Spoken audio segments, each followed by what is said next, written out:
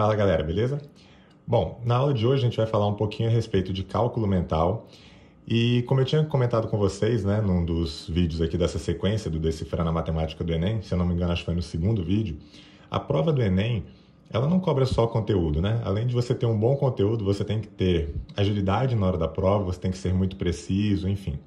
Então, o cálculo mental, ele pode te ajudar bastante, né? Eu considero em dois aspectos, assim, não apenas em agilizar alguns cálculos lá na hora da prova, mas talvez o principal é fazer com que a prova fique um pouco menos maçante, assim. Se você começa a entender alguns processos de cálculo mental, começa a conhecer formas alternativas, né, de você fazer os cálculos, né, isso pode te ajudar a fazer com que a prova fique menos desgastante, porque você não precisa ficar repetindo processos mecânicos, né, várias vezes. Por exemplo, na aula de hoje a gente vai ver como calcular, por exemplo, de cabeça, de uma maneira rápida, 98 ao quadrado, 97 ao quadrado.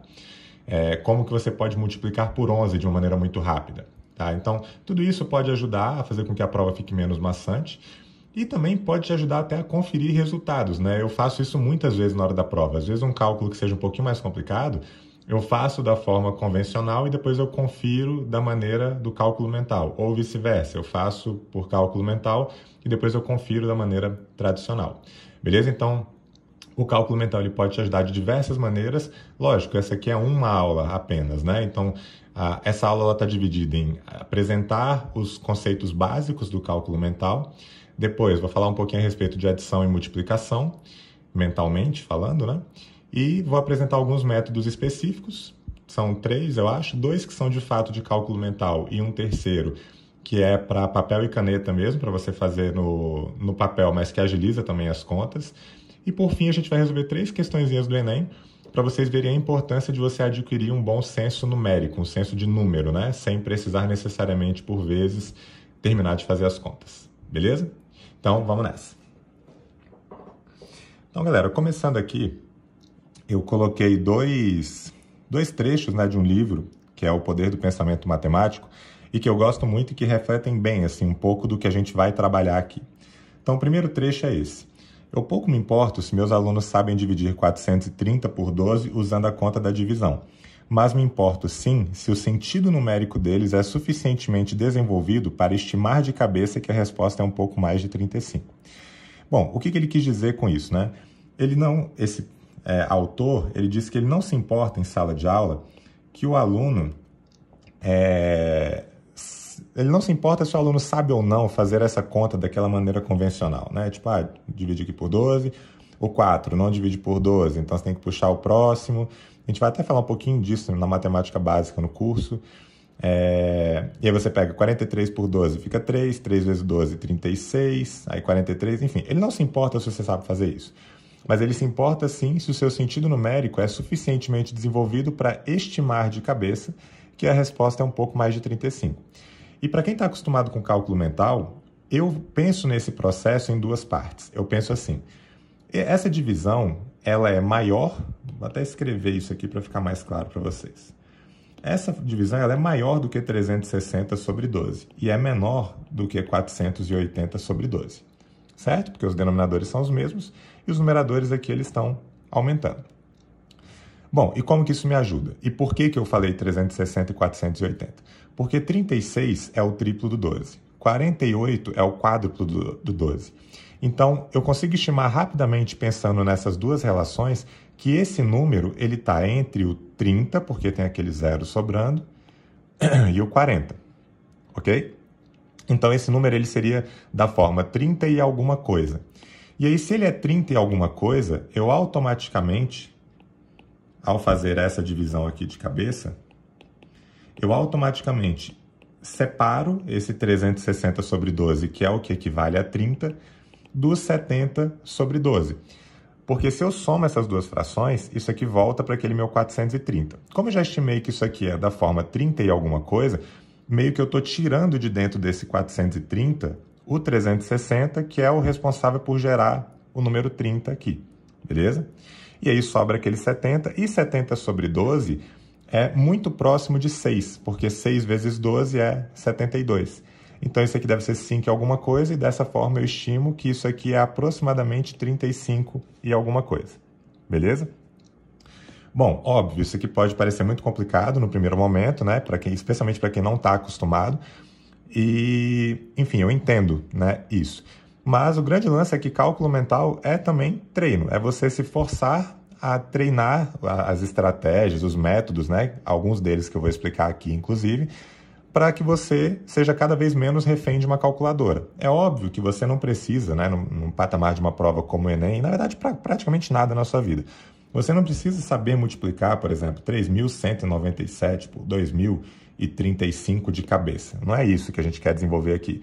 O que eu quero desenvolver aqui com vocês é mais ou menos a ideia do que está nesse segundo trecho, que ele fala aqui.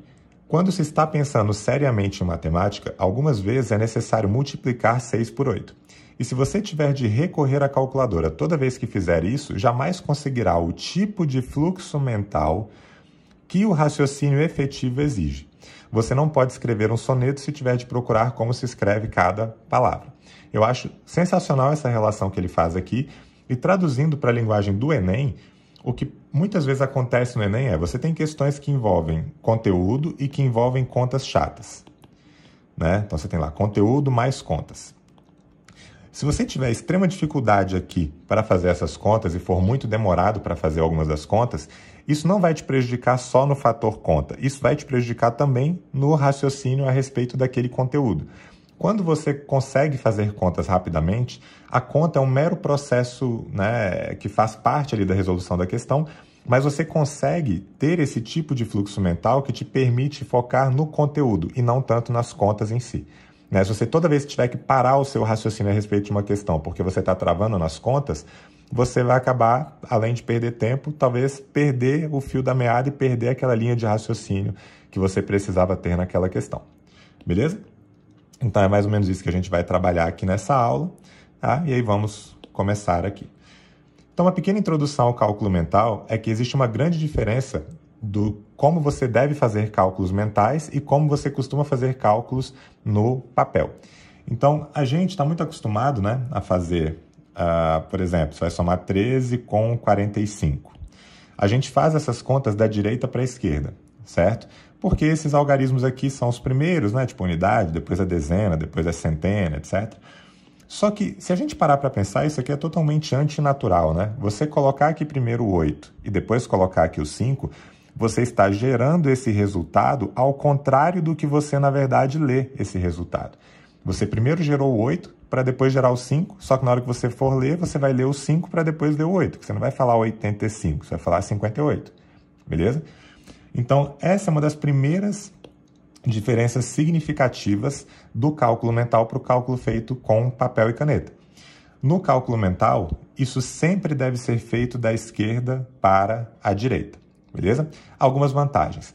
Todo número ele é lido e pronunciado da esquerda para a direita. Ou seja, quando você faz mentalmente o cálculo da direita para a esquerda, você está gerando o resultado de trás para frente, é o que eu acabei de comentar aqui com você. Segundo ponto, é melhor para estimativas.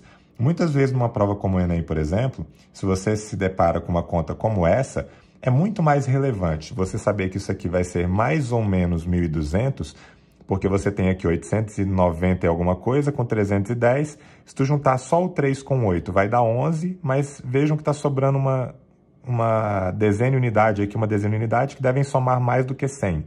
Então você teria 1.100 mais 100, que daria aproximadamente 1.200 e alguma coisa. Enfim, isso é um pouco superior a 1.200. Muitas vezes é muito mais importante você saber isso do que você saber que esse número termina em 6, né? E se você começasse da direita para a esquerda, o primeiro resultado que você geraria seria justamente esse 6. Tá?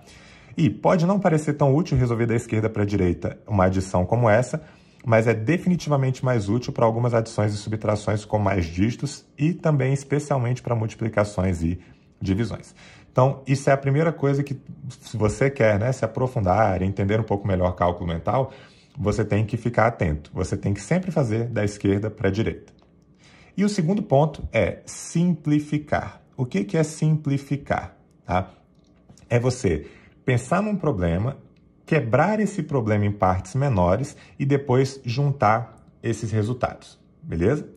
Tem um vídeo no YouTube, se vocês forem procurar aí, de um cara chamado Arthur Benjamin, que é inclusive o livro dele é um dos grandes nortes, né? De sempre quando eu vou falar de cálculo mental, boa parte das ideias que estão aqui nesse material e em materiais que eu desenvolvo de cálculo mental são baseados nas ideias do livro dele, que é em inglês, tá? Infelizmente não tem tradução para o português, é Secrets of Mental Math.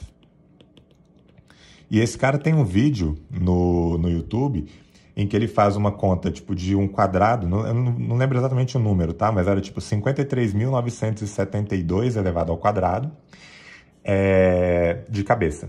Ele faz isso daqui. Tá? Ele tem vários processos para conseguir fazer isso e tal, mas se vocês procurarem esse cara lá no YouTube, tem um vídeo dele que é um TED, né, um TEDx, que ele é um vídeo de uns 18 minutos, eu acho, 15 minutos, alguma coisa assim, que lá no final da apresentação dele ele faz isso daqui.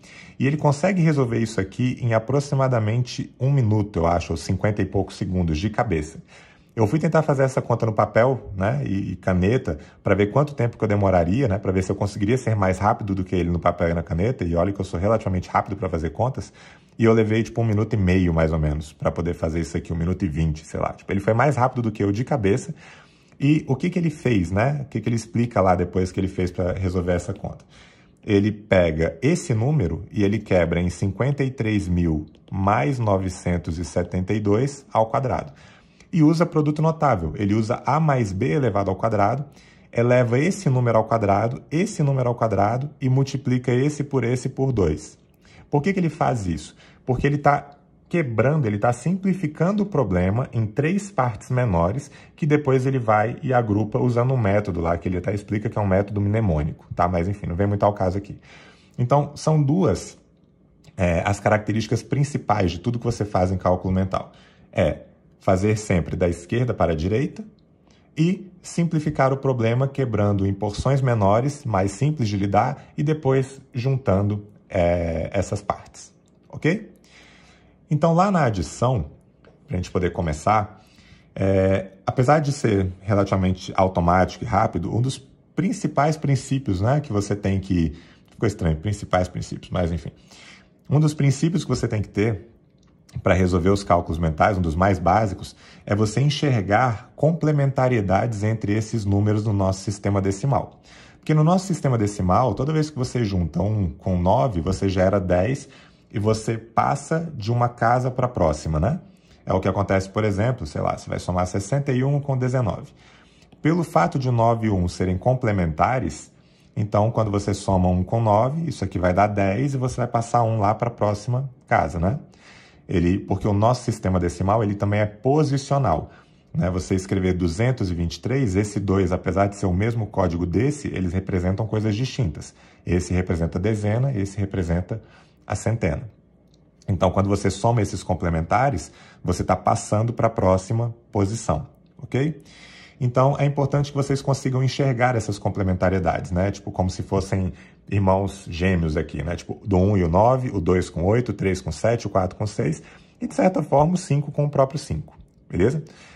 Por que isso? Porque, por exemplo, quando eu estou resolvendo de cabeça 75 mais 8, por vezes, né, o que eu penso aqui é justamente em quebrar esse problema em problemas menores, pensando, quem é o complemento aqui que vai fazer com que esse 75 pule para o 80? É o 5, porque aqui está terminando em 5. Então, eu quebro o 8 em 5 mais 3, que é o que está escrito aqui. Esse 5 eu complemento aqui, e isso vai mudar para 80 e não na casa dos 70, e depois eu junto aquele 3. E aí vai ficar 83. Beleza? Lógico, esse é um exemplo muito simples, mas essa é a base, é o fundamento para tudo que vai vir depois, né, quando a gente for falar de cálculo mental. E outro procedimento muito comum é o de você quebrar um dos números da adição em partes menores com o intuito de simplificar um processo maior em processos menores. Por exemplo, aqui, tá? 538 mais 327, se você for fazer da esquerda para a direita, você vai começar somando aqui um 8, depois você vai ter um 5 e depois você vai ter um problema porque você vai ter o 8 com o 7, tá? Então, por que isso é um problema? Porque o 8 mais 7 vai dar mais do que 10. Se a gente tivesse, por exemplo, assim, ó, dá um outro exemplo para ficar mais claro onde eu quero chegar. Se você faz isso aqui da esquerda para a direita na sua cabeça, tá? Como é que eu pensaria isso? Eu pensaria 8, 5, 9. É isso que vem na minha cabeça se eu tenho que fazer essa conta aqui, tá? Por quê? Eu estou pensando da esquerda para a direita e como eu falei 8, 5, 9, eu já estou enxergando o resultado que eu vou ter, que é 859, tá? Então é dessa forma que funcionaria aqui. Ah, Fredão, mas aqui então não daria para fazer por conta desse 7 que está aqui? Daria. Só que é um processo um pouquinho mais complicado, mas é assim que eu faço, mas porque eu já estou mais acostumado com cálculo mental. Eu penso em 8, 5, 15. Só que aí eu repito isso na minha cabeça, tipo 8, 5, 15, e aí esse 15 ele não pode ficar aqui. Então esse 1 tem que passar para a próxima casa, e aí ficaria 8, 6, 5. Beleza? Mas, enfim, eu pulei algumas etapas aqui, vamos voltar para o básico, né? Porque senão vocês vão acabar ficando desmotivados com tudo isso que eu estou falando aqui ao mesmo tempo.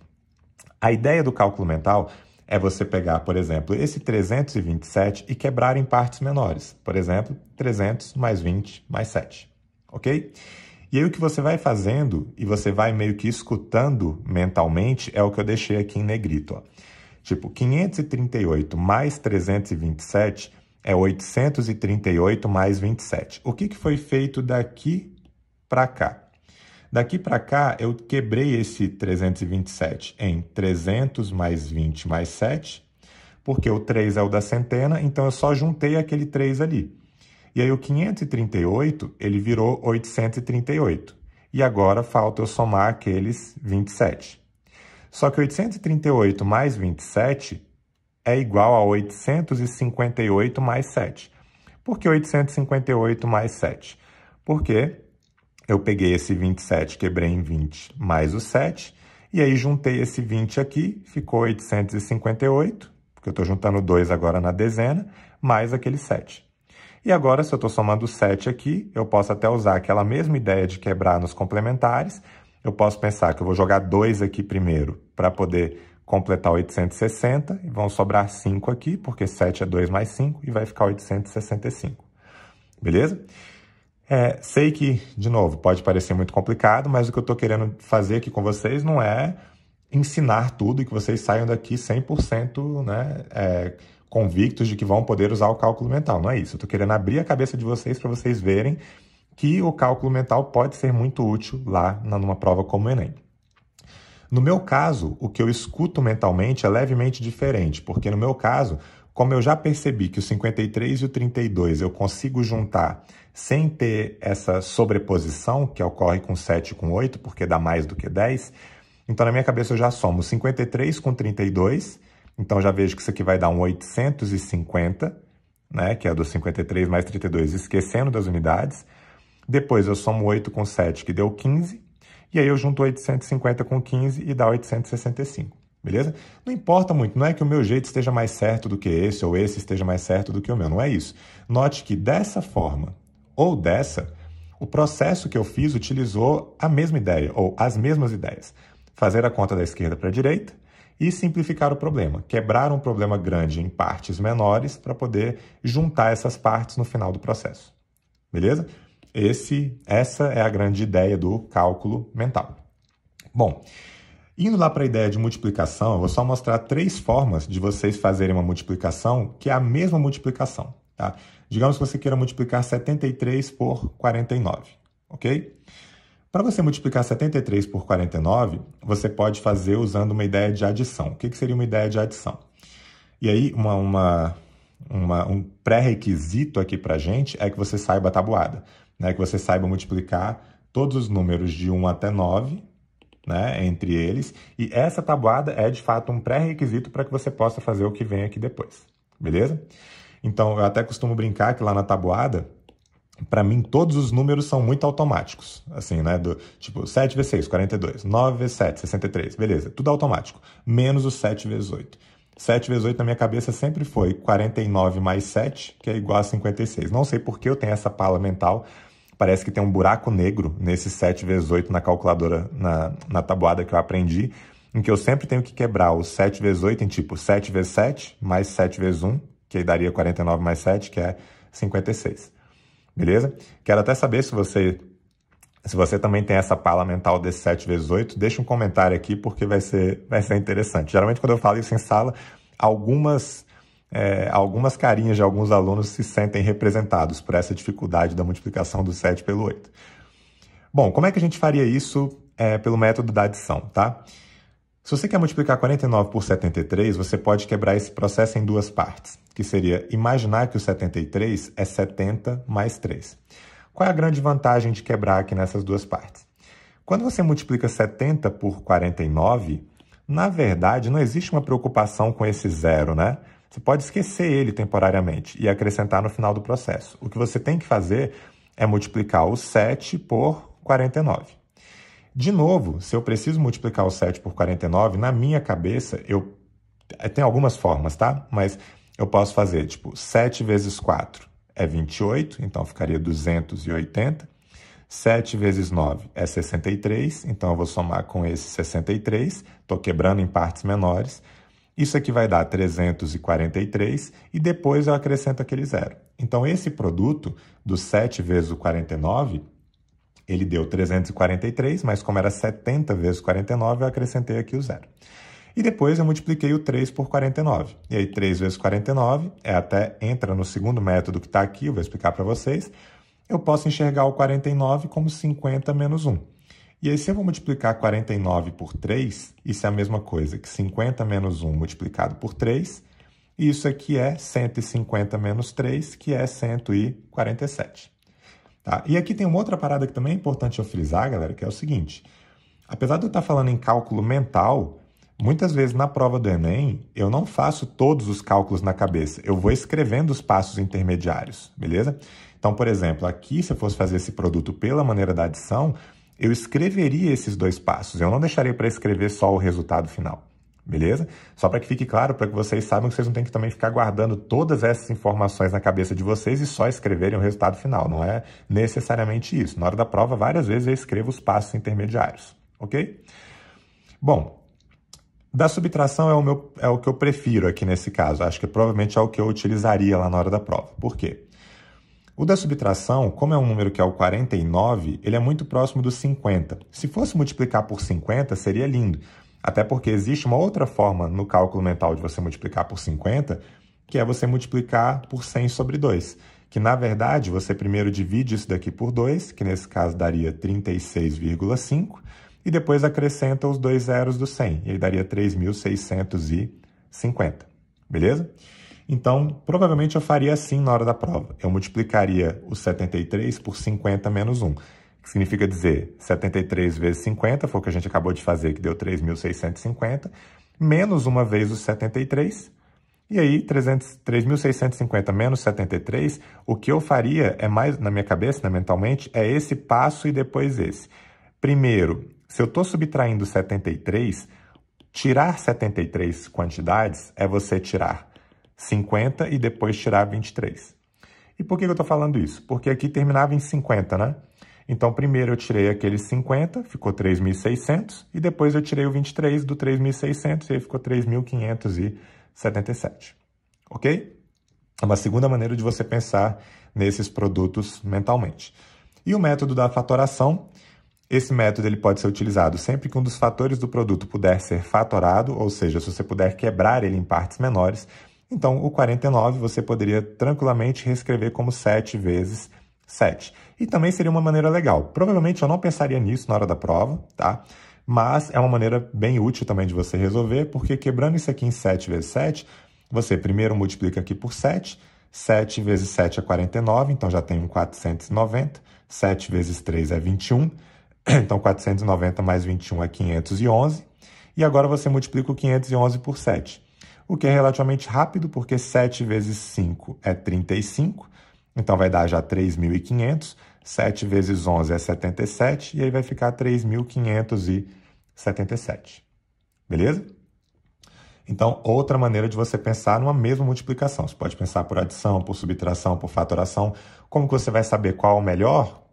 Na verdade, não tem o melhor, né? Assim, tem algumas premissas, tipo, quando tiver, terminando em 9, então talvez seja melhor você fazer pela subtração e tal.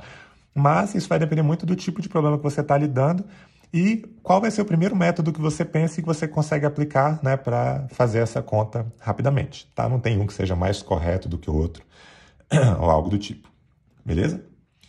Bom, falando agora um pouquinho a respeito dos métodos específicos de cálculo mental, tá? E eu selecionei aqui pra gente 3. A gente até divulgou lá no Mente Matemática, lá no nosso Instagram, um primeiro filtro do Mente Matemática, e esse primeiro filtro ele é justamente a respeito desse método aqui de números próximos de 100 ao quadrado. Até por isso eu resolvi deixar ele aqui na aula, para que vocês depois pudessem testar isso com o filtro do Mente Matemática. E a grande ideia é vocês tentarem pensar primeiro nessa ideia do número mágico que eu coloquei aqui, beleza? O que é essa ideia do número mágico? Quando você tem que calcular, por exemplo, 97 ao quadrado, e eu até faço uma brincadeira disso daqui em sala de aula para mostrar que eu consigo ser mais rápido do que a calculadora, eu sempre faço isso numa das minhas primeiras aulas no primeiro ano do ensino médio, até para poder causar uma boa impressão nos alunos. E a ideia é que você quebre o cálculo do 97 ao quadrado em duas partes menores. Para isso, você precisa primeiro calcular esse número mágico. O que é um número mágico? É a distância que você tem do número que você quer calcular ao quadrado, por exemplo, 97 ao quadrado, para o 100 ao quadrado. Então, olha só, fiquem atentos aqui. Se você quer calcular 97 ao quadrado, já vou colocar aqui o resultado para vocês, ó, tipo 97 ao quadrado, para vocês entenderem como que eu calculo isso daqui. 97 ao quadrado é 9.409. 96 ao quadrado é 9.216. 93 ao quadrado é 8.649. Ah, Fredão, tu decorou isso aqui antes de vir para a aula. Bom, vocês nunca vão saber, na verdade, se eu decorei ou não, né? Mas eu não decorei. É fato que existe um processo para a gente poder calcular esses números próximos de 100 ao quadrado que você quebra em duas etapas. Uma etapa para esses primeiros dois números e uma outra etapa para esses dois últimos números. E essas duas etapas estão ligadas ao que eu chamei aqui de número mágico. O que é esse número mágico? De novo, se você quer calcular, por exemplo, 97 ao quadrado, você vai, de certa maneira, olhar para o 100 ao quadrado e... Deixa eu ganhar um espacinho aqui, porque senão vai ficar muito apertado aqui para gente. Vou colocar aqui, ó. E aí, o que você vai fazer é... O 100 ao quadrado seria 10.000. É o primeiro número natural que tem 5 algarismos. Então, com certeza, números abaixo do 100 ao quadrado vão ter 4 algarismos. E aí eu vou quebrar esse processo em duas partes. A distância do 100 para o 97 é de 3 unidades. Esse 3 é o nosso número mágico, beleza?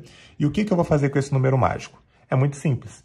Eu vou pegar esses dois primeiros algarismos e eu vou pegar o 97, que é o número que está aqui, e vou subtrair 3, isso vai dar 94. E aqui eu vou pegar esse número mágico e elevar ao quadrado. E 3 ao quadrado é 0,9. E acabou. Você acabou de calcular quanto que vale 97 ao quadrado em duas etapas, que são super simples, porque é só elevar um número pequeno ao quadrado, já que esse número está próximo do 100, e subtrair esse número do número que você queria calcular elevado ao quadrado. Então, se a gente volta aqui, talvez fique mais claro o que eu fiz. Ó. Qual era o número mágico no caso do 96? Ou seja, qual é a distância do 96 para o 100? É 4. Então, o que eu vou fazer com esse 4? Eu vou subtrair 96 de 4, vai dar 92, e vou pegar o 4 ao quadrado, 16. 93 ao quadrado, qual é o número mágico? É o 7.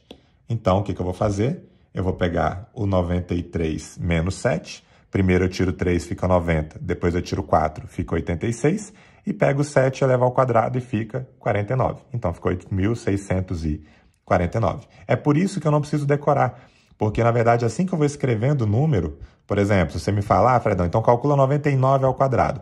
Eu já estou vendo que a distância aqui desse número para o 100 é de uma unidade, então, automaticamente, eu já escrevo aqui o 99 menos 1, que é 98, e depois eu escrevo 1 ao quadrado, que é 0,1.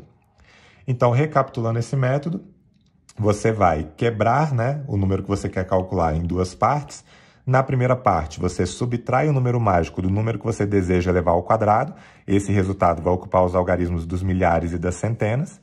E, na segunda parte, você vai elevar esse número mágico ao quadrado. E esse resultado vai ocupar os algarismos das unidades e das dezenas. Logo, 97 ao quadrado ficaria aqui 97 menos 3. Tá? Era para ter uma setinha aqui, que é o 94. E o 0,9 vem do 3 ao quadrado. Aí sempre surge a pergunta, Fredão, mas então isso só vale para números abaixo do 100, tipo 97, 99, 98 e tal?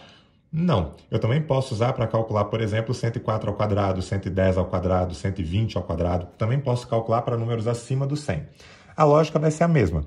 Só que agora, se você pensar que o número está acima do 100, esse número vai ter que ter 5 algarismos, 5 dígitos aqui.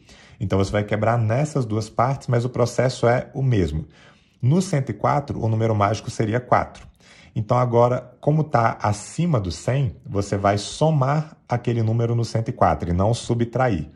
Então aqui não é 104 menos 4, senão todos eles começariam com 100, né? Tipo 105, o número mágico é 5. 105 menos 5, 100. Tipo, não faz muito sentido ficar preso aqui sempre ao 100. Então aqui você vai somar. Então aqui você faria 104 mais 4, que vai dar 108. E aqui você faz o 4 ao quadrado, que é 16. Beleza? Depois eu deixei aqui no material alguns números para vocês poderem treinar, caso vocês queiram. Esses aqui são relativamente tranquilos, esses aqui também. Só que só dando um exemplo de um número que está aqui, para que vocês saibam como lidar com ele, qual é o problema que surge quando você tem um 89 ao quadrado? Bom, o nosso número mágico é simples, é 11. Então, primeiro aqui nessa primeira parte, eu vou fazer o 89 menos o 11, beleza? 89 menos 11, 78. Até então, nenhuma novidade, tudo igual ao que a gente está fazendo. O problema vai surgir aqui, porque como esse número mágico ele é maior do que 10, quando você eleva 11 ao quadrado, isso dá 121. E você não tem como colocar esses 3 algarismos nesses 2 espaços. Não tem problema, porque o 121, você está enxergando ele de que forma? O 1 está na casa das centenas, o 2 está na casa das dezenas e o 1 está na casa das unidades. Então, aquele 1 que estava nas centenas que tu não consegue colocar aqui, basta você acrescentar nesse número que está aqui embaixo. E aí, isso daqui vai ficar 7.921. Beleza? Depois tentem fazer para esses outros números aqui, né, é um pouquinho mais complicado, lógico. E, especialmente esse último, eu coloquei de propósito, por quê? Porque 47 ao quadrado, se você for tentar usar esse método dos números próximos de 100, o número mágico vai ser 53, e aí já não faz o menor sentido. Por quê? Se você tiver que elevar 53 ao quadrado, é a mesma dificuldade de elevar o 47 ao quadrado. Então, para isso, existe um outro método, não vou falar agora para vocês, não vou dar esse spoiler, mas assim como existe um método para quadrados de números próximos de 100, e que, inclusive, para quem quiser entender o porquê disso funcionar, quem gosta um pouco mais de matemática, quiser entender o porquê disso funcionar dessa maneira, a justificativa, a explicação para isso é você desenvolver 100 menos a ao quadrado, onde esse a é o número mágico, beleza? E existe um outro método muito parecido com esse, mas que tem um pequeno ajuste, para números próximos de 50 ao quadrado. E aí, esse método é o que seria o ideal de você utilizar para calcular o 47 ao quadrado, que, por sinal, caso vocês queiram conferir na calculadora, é 2.209. Beleza? Bom, esse é o método dos quadrados de números próximos de 100 ao quadrado. Então, se você quiser treinar, né? Depois vai lá no Instagram do Mente Matemática e dê uma conferida no nosso filtro e marque a gente, né? Marque a Mente Matemática, porque vai ser legal vendo vocês tentando utilizar, né, esse método que eu acabei de explicar aqui. Beleza? Bom, vamos para o segundo método, que é um método muito prático também, que é a multiplicação instantânea por 11. Como é que funciona essa multiplicação instantânea por 11, tá? Multiplicar por 11 é multiplicar por 10 mais 1. Então, por vezes, o que eu faria seria pegar o 72 vezes o 10, 720, mais o 72 vezes 1, que é 72, e isso daria 792, ok? Bom, só que tem uma maneira mais rápida ainda do que essa, que é, se você quer multiplicar 72 por 11, basta você abrir esse 7, abre esse 2, e aqui no meio você coloca o 7 mais o 2, que é 9. Simples assim. Então, fica 792. Vou dar um outro exemplo, tá? Que nem esteja aqui para não parecer também que eu decorei. Então, tipo, 57. 57 é um exemplo bem feliz para agora. Eu já faço ele na sequência. Vou fazer 53 primeiro. Então, 53 vezes 11 é 5, 3, e aqui no meio é 5 mais 3, que é 8. Então, 583. Daí o nome de multiplicação instantânea, porque isso de fato é automático, você faz em questão de segundos. Por que eu falei que o exemplo do 57 era meio infeliz para esse primeiro caso? Porque no 57 você vai ter que fazer um pequeno ajuste, muito parecido com o ajuste que a gente fez aqui quando a gente estava calculando o 89 ao quadrado. Para 57, você vai abrir o 5, vai abrir o 7, e aqui você vai somar 5 com 7, que é 12. Só que não faz sentido você falar 512,7, tipo, não é assim que você lê no nosso sistema decimal. Então, esse 12 representa 12 dezenas. Só que 12 dezenas são 2 dezenas e 1 centena, que você joga para cá. Então, você vai ler isso não como 5, 12, 7. Você vai ler isso como 6, 2, 7. Ou seja, 627. Tranquilo? Então, se você quiser tentar resolver isso aqui, né, dá uma pausa no vídeo rapidinho para ver se você entendeu. E eu já vou resolver e vou mostrar como que isso aqui é rápido de você fazer, né, usando essa ideia da multiplicação instantânea. Então, vamos lá. 23 vezes 11 é a mesma coisa que 253. 52 vezes 11, 572. 81 vezes 11, 891. Note que até agora eu não tive nenhum problema desses de ter que acabar gerando um número aqui no meio que é maior, né, do que 10 e que vai ter que passar para o outro. Então, esses são os casos mais rápidos. Aqui ainda não tenho. 36 vezes 11, 3, 9, 6. Já no 87 vezes 11, eu teria esse problema. Então, eu poderia até na hora da prova escrever, tipo, 8, 15, 7, e aí depois eu ajustaria isso para 957. Beleza? E vocês concordam que é muito mais prático do que ter que colocar um número em cima do outro, aí faz 1 vezes 7, 7, 1 vezes 8, 8, vem aqui um zero que você nem sabe por quê, ou nem escreve nada aqui, só passa para a próxima casa. Você só faz isso porque você aprendeu assim, né? Mas você nem sabe direito por quê. 1 vezes 7 é 7, 1 vezes 8 é 8, aí depois fica 7, 8 com 7, 5, vai 1, 9. É demorado isso? Não. Esse método ele é muito mais rápido do que esse daqui? Nesse caso também não. Só que é aquilo que eu comentei lá no início. Para mim, isso daqui, fazer uma vez, 2 vezes, ok. Fazer, tipo, 45 vezes nas questões do Enem seria extremamente desgastante. Então, esse momento é o momento em que eu me divirto lá na hora da prova, porque eu estou, de certa forma, brincando com os números. Então, isso aqui não é desgastante para mim. Isso aqui seria, se eu tivesse que fazer 10, 15, 20 vezes. Beleza? Então, essa é uma das grandes vantagens que eu vejo para o meu desempenho lá na prova do Enem, quando eu uso essas estratégias de cálculo mental. Beleza? E aí, bom, aqui na sequência tá o que eu expliquei para vocês, né? Deixa eu até limpar essa página, que ela tá começando a ficar muito suja aqui. Pronto. Então, isso é o que eu acabei de explicar para vocês. Como o 15 não pode aparecer ali no meio, o que você faz é pensar que esse 15, né, que veio daquele 8 mais 7, são 15 dezenas, e aí você mantém o 5 na dezena e joga essas 10 dezenas para uma centena, logo ficaria 957, ok? Então aqui, se você quiser testar com esses valores, de novo, dá um pause rapidinho no vídeo, né? Ou tenta fazer aqui enquanto eu estou enrolando aqui para que vocês tentem fazer, porque eu já vou escrever aqui os resultados, ok? Então, por exemplo, 75 vezes 11 ficaria 725, que daria 825. 49 vezes 11 ficaria 413,9, que ficaria 539. 93 vezes 11 ficaria 912,3, o que daria 1.023, ok? 86 vezes 11 é 814,6, que é a mesma coisa que 946.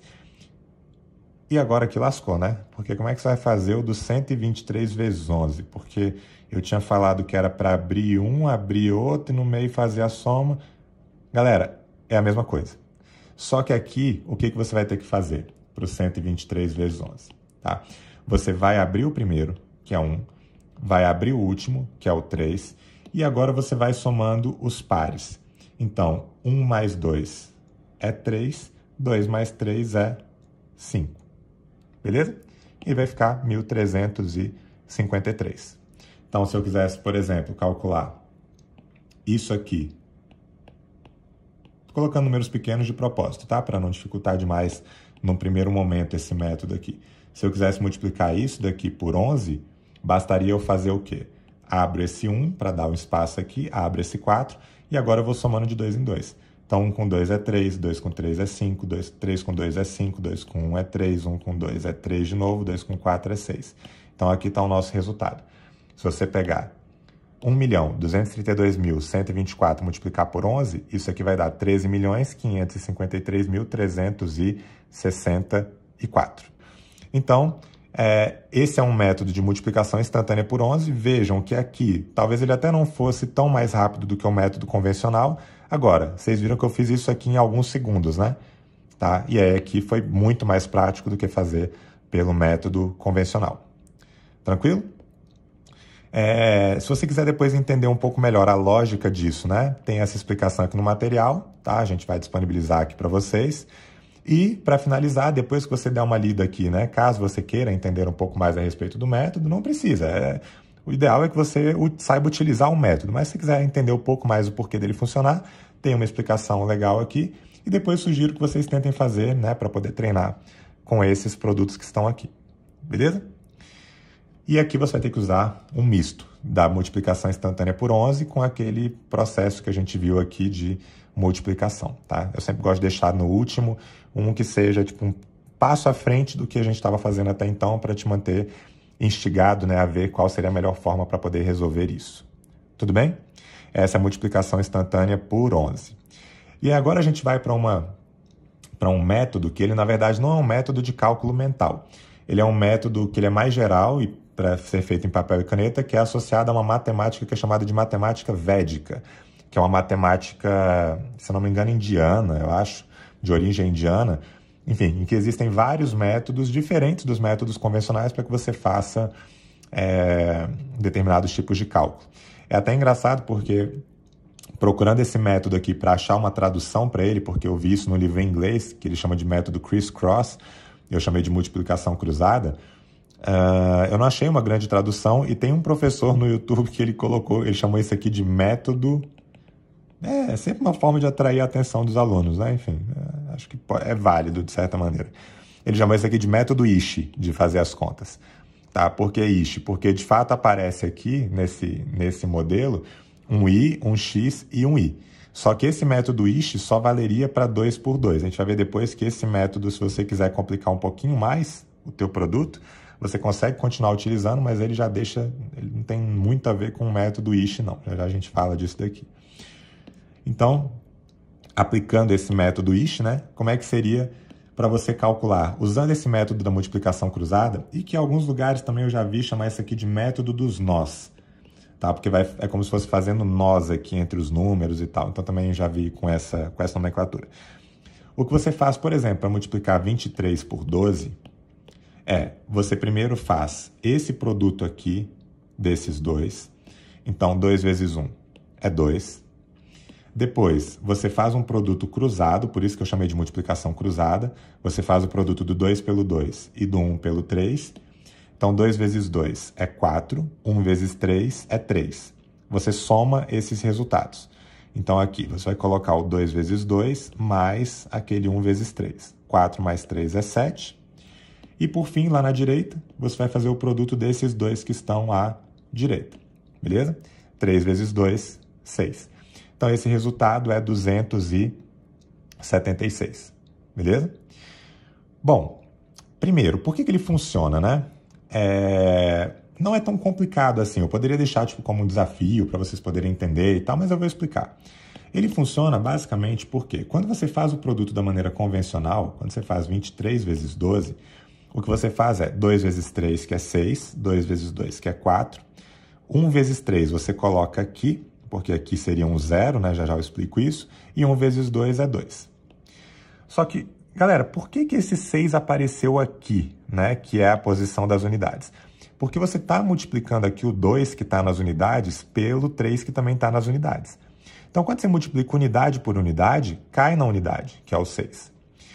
Por que esse 2 vezes 2 caiu aqui?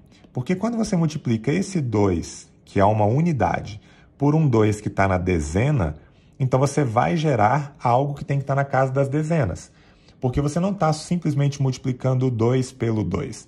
Você está multiplicando um 2 pelo 20. E esse 4 que aparece aqui, ele vem acompanhado desse 0, logo ele está na casa das dezenas. Por isso que ele tem que estar aqui. E pelo mesmo motivo, a gente afasta aqui quando a gente passa para o próximo número. Porque agora você está multiplicando uma dezena por uma unidade. Então, você não está simplesmente fazendo o produto do 1 pelo 3, porque se fosse unidade por unidade, teria que ter vindo aqui. Só que, na verdade, você está multiplicando dezena por unidade. E se você está multiplicando dezena por unidade, você tem que colocar esse resultado na casa das dezenas. E, por fim, por que você coloca esse resultado desse 2 vezes 1 aqui? Porque você não está multiplicando 2 por 1, você está multiplicando 20 por 10.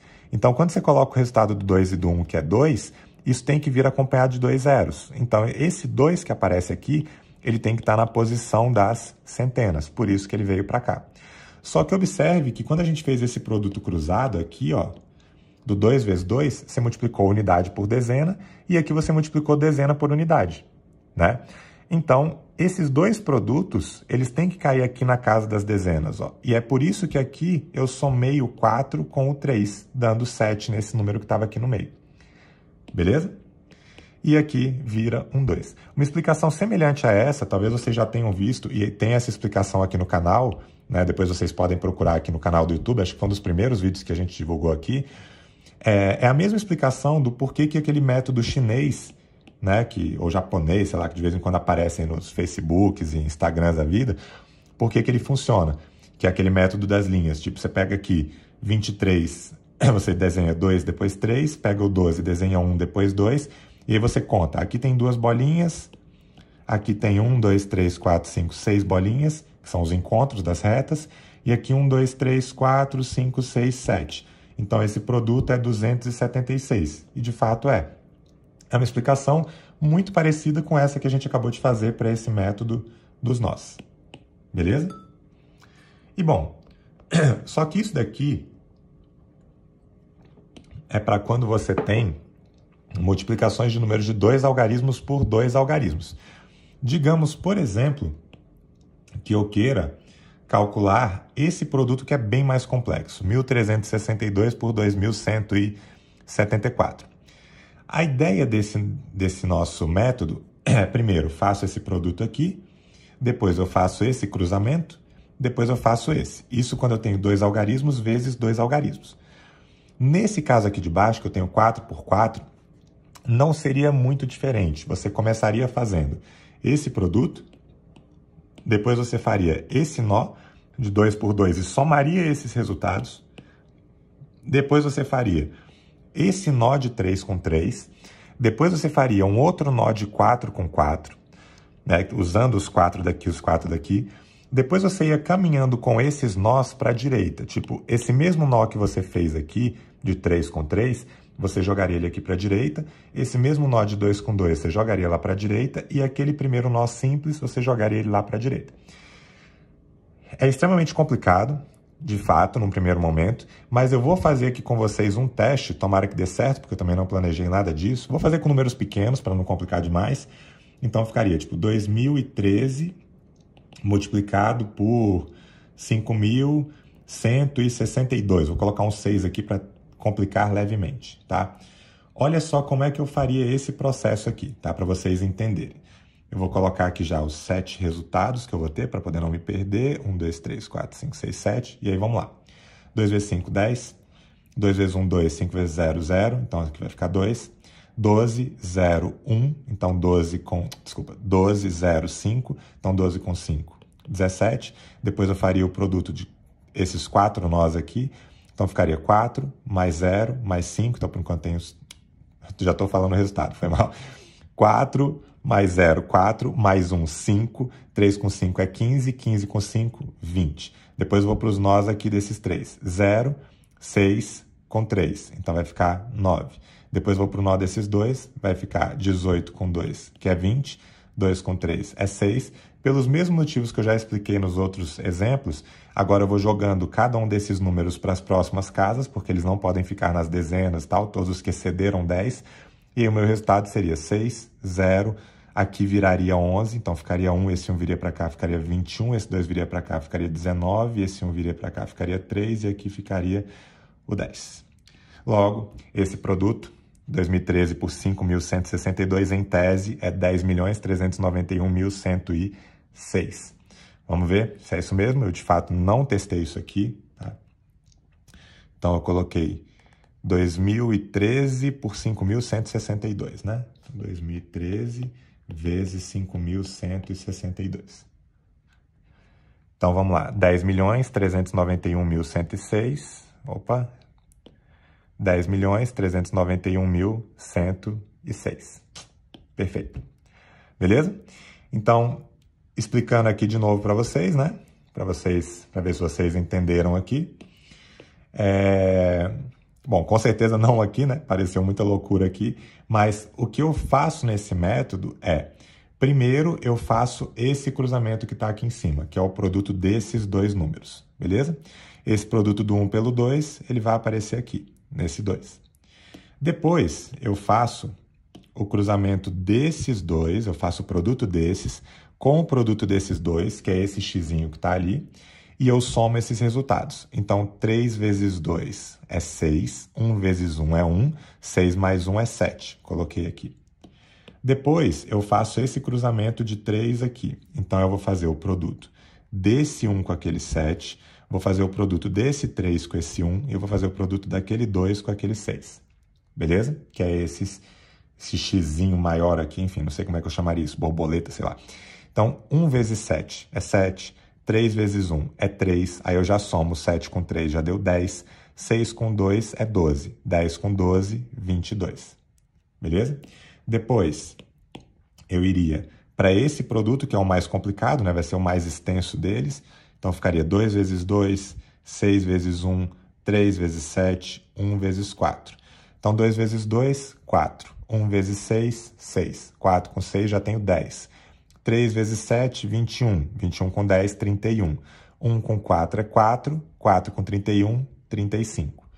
Beleza? E assim eu vou fazendo. Depois eu faço o cruzamento desses 3, isso vai gerar o 56. Depois eu faço o cruzamento desses 2, isso vai gerar o 38.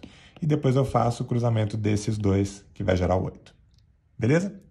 E aí, depois você vai passando, né? Tipo, 38. São 38 dezenas, que são 8 dezenas, 3 centenas. Eu jogo para cá. Aí isso vira 59. Deixo 9, jogo 5 para cá, vira 40. Deixo 0, passo 4 para cá, fica 26. Deixo 6, passo 2 para lá, fica 9. Isso aqui vai dar 2.960.988. Beleza? Esse é um dos meus métodos preferidos. Apesar de não ser bem cálculo mental, porque você não está fazendo tudo de cabeça, esse método ele é mais associado a essa matemática védica, né? Mas é um método que eu acho sensacional, beleza? É um dos preferidos. A gente explica lá no Mente Matemática Presencial e também vamos fazer isso no online, acho que mais de 10 métodos diferentes, tá? Eu selecionei aqui 3, mas enfim, isso se estende para mais de 10. E esse daqui é um dos preferidos da galera, então eu não quis privar vocês desse método, beleza? Então resolvi colocar ele aqui. E, bom, é isso do que eu tinha para falar da parte de cálculo mental. E a gente vai agora resolver 3 questões rapidamente para a gente poder encerrar essa aula, esse aulão, né, de cálculo mental. E nessas 3 questões do Enem, na verdade, o nosso foco não é necessariamente em aplicar tudo isso que a gente viu aqui do cálculo mental, beleza? É que vocês entendam que esse lance de você ter um bom senso numérico, um senso de número, né, e de grandezas e de dimensão dos números e tentar enxergar da ótica do cálculo mental, seja sendo criativo na solução, seja quebrando o problema em problemas menores e tal, isso pode acelerar muito o seu raciocínio lá na hora da prova do Enem e a resolução das questões lá na prova do Enem. Então, começando pelo item 1, que é do Enem PPL 2015, o fisiologista francês Jean-Paul Jaurès estabeleceu na primeira metade do século XIX que o fluxo de sangue por meio de um vaso sanguíneo em uma pessoa é diretamente proporcional à 4ª potência da medida do raio desse vaso. Suponha que um médico, efetuando uma angioplastia, aumentou em 10% o raio do vaso sanguíneo, então esse aumento percentual esperado no fluxo por esse vaso está entre... Bom, galera, olha só, o que aconteceu aqui? Ele aumentou em 10% o raio do vaso sanguíneo. Se ele aumentou em 10%, isso significa dizer que ele multiplicou o certo raio que ele tinha por 1,1. Beleza? Porque o aumento percentual, vocês viram, devem ter visto isso lá na aula com o professor Gabriel Lobo, né, quando ele falou de porcentagem. Esse aumento de 10% é você multiplicar um número por 1,1. Beleza? Bom, só que O aumento no fluxo de sangue por meio de um vaso sanguíneo é diretamente proporcional à quarta potência da medida do raio. Então, se você aumentou o raio em 10%, não é que você vai aumentar o fluxo em 40%, não é isso. Quando você fala que é diretamente proporcional à quarta potência da medida do raio, como você está pensando no fluxo de sangue, o que vai acontecer é que você vai ter que multiplicar isso por 1,1 4 vezes. Então, você teria que pegar o fluxo de sangue e teria que multiplicar ele por 1,1, por 1,1, por 1,1 e por 1,1, porque ele é diretamente proporcional à quarta potência da medida do raio. Ou seja, se você multiplicou o raio por 1,1, você vai ter que multiplicar o fluxo por 1,1 elevado à quarta, que é a quarta potência da modificação do raio. Só que, imagine, né? Elevar 1,1 à quarta é chato. Né? Imagina, multiplicar 1,1 por 1,1, porque tem vírgula, você tem que tomar todo aquele cuidado com as casas decimais e tal. Então, inicialmente, esqueça a vírgula. Eleve 11 à quarta. Tá? Porque 11 à quarta é relativamente simples de você resolver se você fizer o método da multiplicação instantânea por 11. Então, aqui a gente vai aplicar aquele método da multiplicação instantânea por 11 em uma questão do Enem. Então, o que você poderia fazer aqui é 11 vezes 11 vezes 11 vezes 11. Esse 11 vezes 11 é quase que instantâneo, né? E alguns já têm decorado, que é 121, mas se não for instantâneo para você, abre 1 e 1 e aqui você coloca a soma dos dois. Então, vai ficar 1, 2, 1. Quando eu multiplicar isso daqui agora por 11, eu abro 1, 1 mais 2 é 3, 2 mais 1 é 3. Então, 1.331. Quando eu multiplicar por 11 de novo, isso aqui eu vou abrir 1 e vou abrir 1, 1 com 4, 1 com 3 é 4, já falando a resposta de novo. 3 com 3 é 6, 3 com 1 é 4, ok? Então, esse 11 à quarta, ele é 14.641, beleza? Só que eu não quero calcular 11 à quarta, o que eu queria, vamos lembrar, era 1,1 à quarta. Galera, não tem problema, porque o que é esse 1,1 à quarta? 1,1 à quarta é a mesma coisa que você enxergar o 1,1 como 11 décimos à quarta. O 11 à quarta é o que a gente acabou de calcular. E o 10 à quarta é só você deslocar a vírgula 4 vezes aqui, né? Você tem que ter 4 casas decimais quando você multiplica 4 vezes um número que tem uma casa decimal sempre, né? Então, aqui bastaria você pensar que você tem que ter 1, 2, 3, 4 casas decimais e você colocaria essa vírgula aqui. E aí ficaria 4.641. E isso daqui é relativo a um aumento percentual que é de 46,41%. Ou seja, esse aumento percentual esperado no fluxo por esse vaso está entre 46 e 47. Alternativa correta, letra E. Beleza? E um bônus aqui para vocês. Eu não vou explicar o porquê que isso acontece. Vocês têm o triângulo de Pascal, certo? 1, 4, 6, 4, 1, 1, 5, 10, 10, 5, 1. Você estudou isso lá em análise combinatória, não é? Isso é 11 elevado a 0. 11 elevado a 0 é 1, porque qualquer número de base diferente de 0 elevado a 0, por convenção, é igual a 1. Né? E tem, enfim, justificativas para isso. 11 elevado à primeira é 11. 11 elevado ao quadrado, 121. 11 elevado ao cubo, 1.331. 11 elevado à quarta, 14.641. Ah, Fredão, só vale até aqui, né? Porque o 11 elevado à quinta, você vai ter casa aqui. Não, mesma coisa que a gente acabou de fazer. 1, 5, 0, 1 vai para cá, fica 1. Esse 11, 1 vai para cá, fica 6. Aqui fica 1, 161.051. Esse é o resultado do 11 à quinta. Beleza? Isso eu não vou explicar, vou deixar a cargo de quem quiser descobrir por conta própria. Bom, questão 2. Essa questão, deixa eu limpar aqui de novo, essa página, pronto. Então, a questão 2, vou começar pelo comando, tá? Foi algo que a gente também trabalhou aqui nessa nossa sequência de vídeos do Decifrando a Matemática do Enem. Então, de acordo com esses dados, o valor mais aproximado, galera, sempre que fala valor mais aproximado, você tem como fazer as contas, ou tem como resolver a questão sem terminar as contas, beleza? Então, isso que a gente vai ver aqui agora. De acordo com esses dados, o valor mais aproximado para a quantidade total de passageiros transportados em 2010 entre o Brasil e os países europeus mostrados no gráfico é... Bom, olha só. Quais são, deixa eu até anotar isso, né? Ele quer o valor mais aproximado para a quantidade total de passageiros transportados em 2010 entre o Brasil e países europeus. Você não precisa saber quais são os países europeus, porque pela TRI, a TRI ela gera, os itens eles têm que ser, deixa eu explicar com calma. A TRI usa um modelo que é chamado de modelo logístico unidimensional de 3 parâmetros. A gente também viu isso lá na aula sobre a TRI. E esse unidimensional se refere a você só poder avaliar apenas uma dimensão num problema. Ou seja, você não pode errar um problema de matemática, que está lá na habilidade 6, por exemplo, por você não saber algo que é de geografia, que são os países europeus. Então é por isso que aqui ele fala quais são os países europeus. Apenas 2 países são europeus, que é a França e Portugal. Beleza? Bom, e aí voltando para cá agora, em 2010, cerca de 3,24 milhões de passageiros foram transportados. E aqui que está o grande pega dessa questão, tá? Esse 3,24 milhões de passageiros foram transportados entre Estados Unidos e Brasil.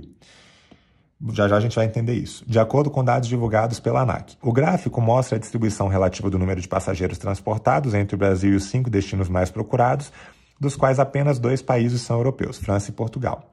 O grande problema dessa questão é que vários alunos associaram esse 3,24 milhões ao 100%, que seria tipo a totalidade do que está aqui nesse gráfico de setores. Só que esse 3,24 milhões é a quantidade de passageiros transportados entre Estados Unidos e Brasil. Então, o 3,24 milhões ele está aqui só nessa porção. Isso é o 3,24 milhões. Beleza? Que é o 3,24 vezes 10 à sexta, que a gente pode escrever como 3.240.000. Ok?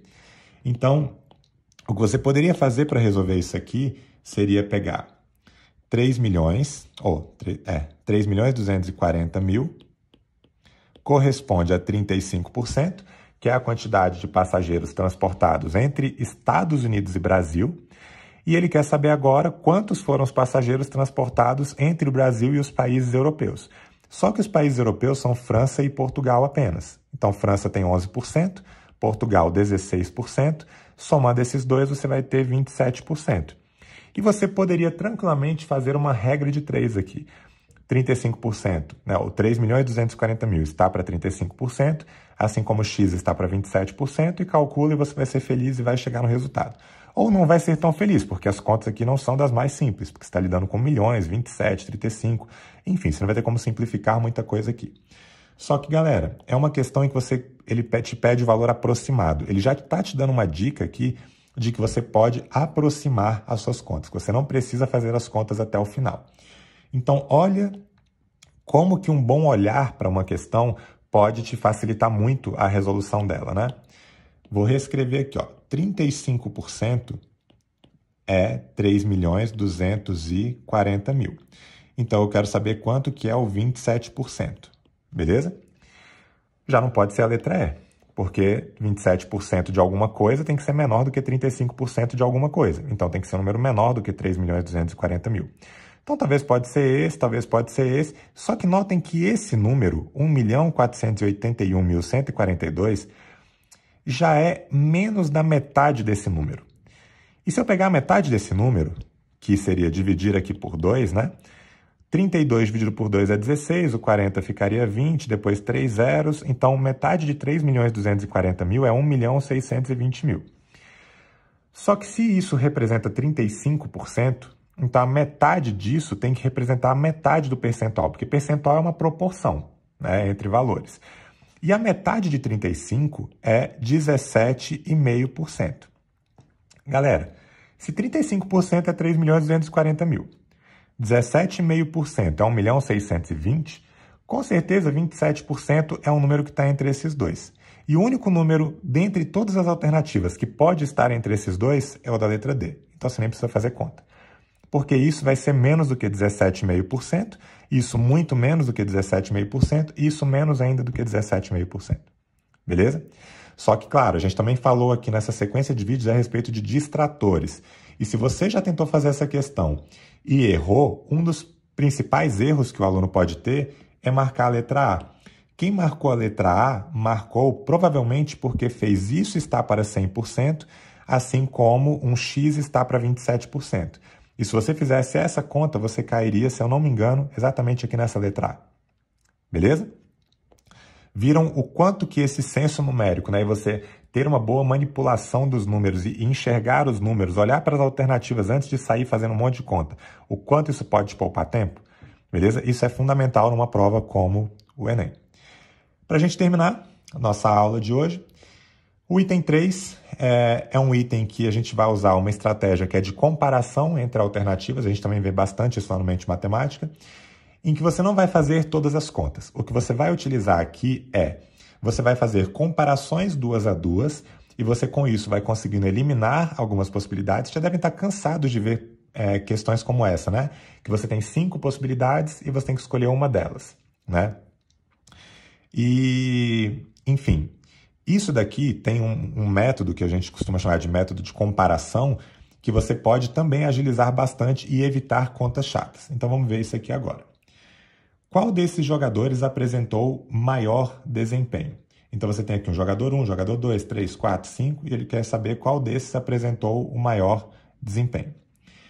Bom, vamos ver o que é esse desempenho. Então, boliche é um jogo em que se arremessa uma bola sobre uma pista para atingir 10 pinos, dispostos em uma formação de base triangular, buscando derrubar o maior número de pinos. A razão entre o total de vezes em que o jogador derruba todos os pinos e o número de jogadas determina o seu desempenho.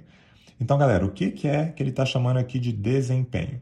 É a razão, então uma divisão, entre o total de vezes em que o jogador derruba todos os pinos dividido pelo número de jogadas que ele fez, né? Lá no boliche a gente chama de derrubar todos os pinos de um strike, né? Ele quer saber quantos strikes ele fez em determinada quantidade de jogadas. Então, em uma disputa entre 5 jogadores, foram obtidos os seguintes resultados. O jogador 1 derrubou todos os pinos 50 vezes em 85 jogadas. O jogador 2 derrubou todos os pinos 40 vezes em 65. Se você for procurar essa questão na internet, eu nunca achei nada diferente disso. Você pega 50 dividido por 85, 40 dividido por 65, 20 dividido por 65, 30 dividido por 40, 48 dividido por 90 e vai calculando e ver qual desses te dá a maior fração. Beleza? Como eu já expliquei, ok, você resolver dessa forma, eu só acho que é chato, é cansativo você fazer dessa maneira. Então você pode, na verdade, anular algumas possibilidades aqui se você fizer comparações 2 a 2. O caso mais claro aqui, são 2, tá? Os casos de comparação mais claros que você consegue eliminar possibilidades. Se você comparar o jogador 2 com o jogador 3, qual deles teve melhor desempenho? Claramente é o jogador 2, porque eles tiveram a mesma quantidade de jogadas, isso aqui foi feito propositalmente nessa questão, e o jogador 2 ele derrubou todos os 40 pinos, enquanto o jogador 3 derrubou apenas 20. Né? Apenas 20 vezes ele derrubou todos os pinos. Então, com certeza, esse daqui teve um desempenho pior do que o jogador 2. Então, nem faz sentido eu fazer as contas para ele. Ok? Se eu comparar esses dois aqui, por exemplo, ó, essa comparação já não é tão direta. Só que o jogador 4, ele acertou 30 vezes em 40 jogadas, enquanto que o jogador 5 acertou 48 em 90.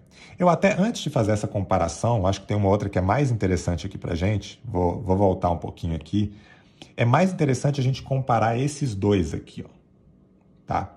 Porque se você comparar esses dois, o jogador 5 ele fez mais jogadas, que são 90, enquanto o jogador 1 fez 85, e o jogador 1 derrubou mais vezes todos os pinos, porque o 1 derrubou 50 e o 5 derrubou 48 vezes. Então, pô, se tu jogou menos e derrubou mais pinos, com certeza o teu desempenho foi melhor. Então, o jogador 1 teve um desempenho melhor do que o 5, eu posso até já tirar o 5 daqui. Ok? E aí, bom, agora sim, vamos fazer uma comparação, por exemplo, entre... Deixa eu ver qual que seria legal da gente comparar. Vamos comparar esses dois aqui, por exemplo. Ó. O jogador 1 com o jogador 4.